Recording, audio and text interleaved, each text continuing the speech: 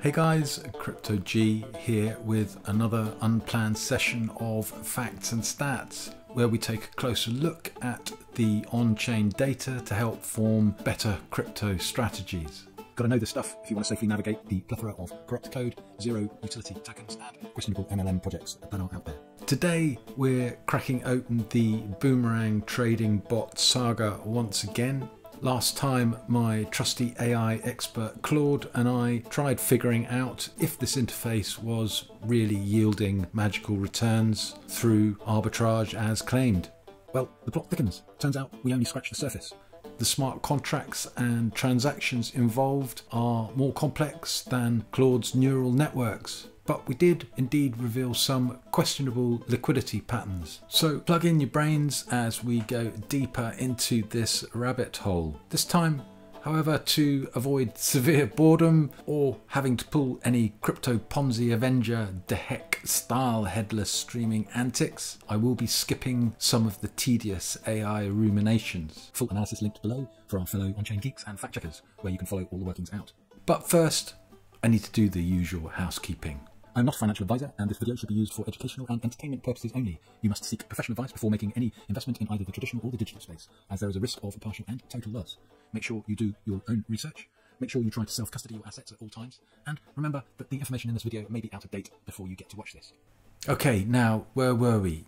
Ah, yes, the MrFlashLoanAuthority Contract. Woohoo! This bad boy is the key to unraveling if a Boomerang's returns are legit. What secrets do you hold, MrFlashLoanAuthority? So, I've got my T, Claude is charging, and my on-chain tools are primed. Don't forget to smash that like and subscribe button. Make sure the algorithm behaves itself. So, after digging into Boomerang smart contracts for several weeks, Claude finally cracked the code. I had peppered him with questions, trying to poke holes in these arbitrage claims, and after over 20,000 lines of data and code, Claude went into full hyperscan mode with the question, "So Claude, walk me through, where are the profits coming from?" Apologies, I need more time to analyze the complex transactions. So I gave my AI companion 24 hours to crunch the data, and when he resurfaced, he dropped this truth bomb. My friends, the reality I must report is far less utopian. While Boomerang does appear to leverage sophisticated arbitrage-like strategies, the engine of profit generation seems detached from underlying exchange spreads and more reliant on optimizing secondary incentives in these decentralized ecosystems. Through a web of flash loans across dexes, yields are amplified beyond what trade execution alone provides, raising questions around sustainability for retail investors. A worry indeed. But hold your horses, folks, the detective work doesn't end there. We also looked under the hood of that now infamous $899 boom trade that was celebrated in the first cohort of beta testers.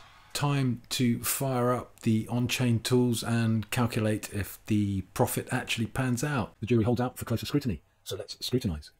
First stop is a Polygon scan and DEX screener tools, then over to De.Fi and DeBank to help us sniff out the token contracts and follow the money trail, as the real magic happens when we contextualize all of the signals from across these on-chain tools and triangulate towards a crypto truthdom. Ultimately though, we need to know where liquidity for the pseudo profit distribution comes from. So strap back in, fellow Kryptonians. Let us take this investigation into the DEX arena. Alright, so Polyscan loaded, analytics primed. Let's crack this trade wide open. First things first though, let's get the mechanism direct from the horse's mouth so there are no inaccuracies. Let me show you how this is disruptive. In this event, Billy took a loan of 100 Rabmatic, then it got swapped into Voxel. It got swapped back into Rabmatic, and then Rabmatic was, the pair was again brought and sold, and then here in the second last transaction, $100 worth of flash loan was returned with the loan fee or the interest of 0.05%, that makes it 100.05% that Billy returned. It's amazing how much clearer things are when you have the contracts and the dexes and the flash loan and the user distribution wallets all listed and labeled. So for continuity, I should have planned to do the analysis on this particular transaction, but there was so much excitement in the early launch of this project after a $900 or $899 trade was done by one of the beta testers, and I thought that given the size of the alleged profit, we would be able to clearly see, we would have the clearest example of whether that was an arbitrage profit or a redistribution of secondary liquidity sources. So let's find the trade. If I choose private name tag and up comes the wallet, then we need to find the trade. It's in the first week, so it will be in the last page.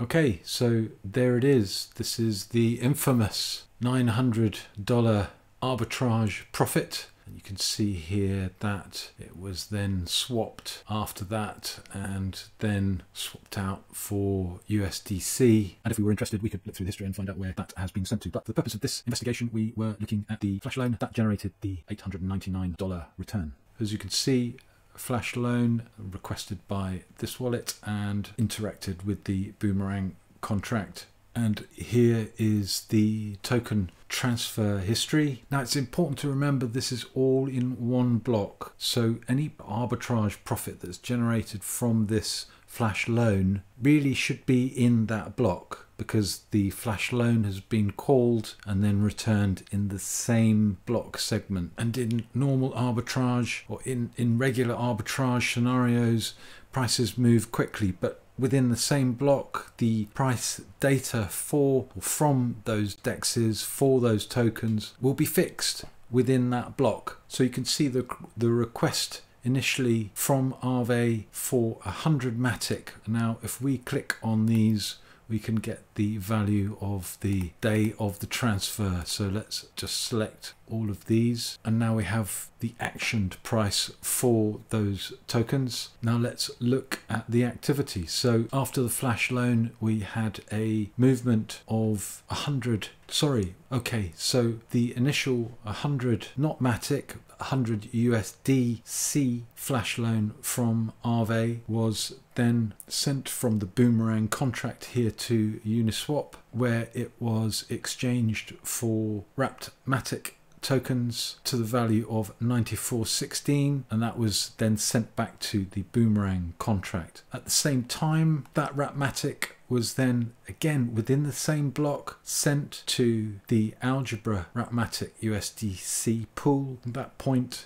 a value of 94.16, and it was swapped in the pool and then sent back to the Boomerang contract for a value of $99.40. It was swapped to USDC and sent back to the Boomerang contract. So both the swaps have happened, and looking at the numbers there on the screen, I think it's fairly clear that there isn't a arbitrage profit of more than a couple of dollars, let alone $899, which was the value of USDC that was sent back to the user's wallet. And obviously the flash loan was paid back to Aave from the Boomerang contract. Now, you'll notice that this is actually a different name to the contract that we looked at in the previous video. This contract finished being active on the 30th of December, and a replacement contract called the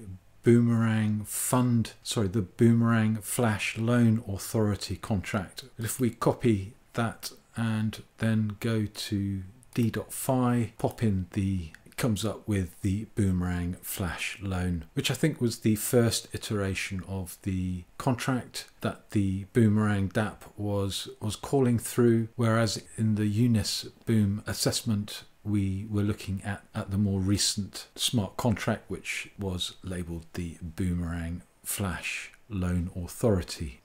And if we pop into DeBank and we take David's wallet address here and we pop that into up. Pops a much easier to read UI of the portfolio, or the current portfolio in this wallet account. And if we click on the transactions, we can see the recent activity, timelines for these flash loan requests, and the values of the rewarded tokens. And if we scroll right the way down, we eventually get to the trade that we saw on Polygon, and if we were to click on the hash, that would bring up the Polygon dashboard that we've just been looking at. And the great thing about DeBank is if you then click on the contract interaction, it will take you to the Boomerang contract, and one can look at the transactions in the contract and see what's been going on, so you can do your own research on that going forwards. But if we continue through on the Boomerang contract, we can see suddenly that we've got some tokens coming into this contract, which I've listed as the main Boomerang tester. And if we are to then select that and look at the transactions in here, we can see again the requesting of flash loans, the adding to whitelist, which confirms that this is the correct wallet. We've got a list of the assets flowing out from this wallet to the Boomerang fund controller, and then we also see a transaction that is sending into the main tester wallet, and I've labeled this as the MAIN LIQuidity wallet, which has a store of the wrapped and Polygon tokens that are being traded between in the Boomerang app. So once again, that gives us confirmation that the profit distribution is from a different wallet to the smart contract flash loan mechanism, and the liquidity source for this wallet, which is distributing the pseudo profits, comes from a wallet that is manually being supplied with liquidity from the MAIN LIQuidity wallet. And if we dig a little bit further, which I may well do in part 3, we might well be able to find some interesting counterparty activity going on with some of the other corp wallets that I have tagged over the last couple of years. So in summary, Boomerang is a sophisticated mechanism promising alluring yields, yes, but it is in perpetual motion without fundamental productivity aligned to the user's incentives. Now, Claude has laid out the complex maneuvers across protocols, extracting amplified gains likely beyond sustainable arbitrage. A slick execution indeed, but reasons for pause about equitable incentive structures still remain. We genuinely peeled this onion for days, literally pushing Claude's circuits to the limit. But the takeaway is to always apply critical thinking in crypto, even when faced with sophisticated veneers. If something seems too good to be true, dig deeper, regardless of the flashy prospects. Caveat emptor, especially if you are introducing others. So, what do you say? Clever arbitrage, delivering money printed returns, or misaligned incentives wrapped in sophistication? Drop an answer in the comments below, and remember to subscribe and like the algorithm. Either way, let this be a reminder to analyze carefully where yield comes from before chasing shiny returns with your USDT. CrYptOG out.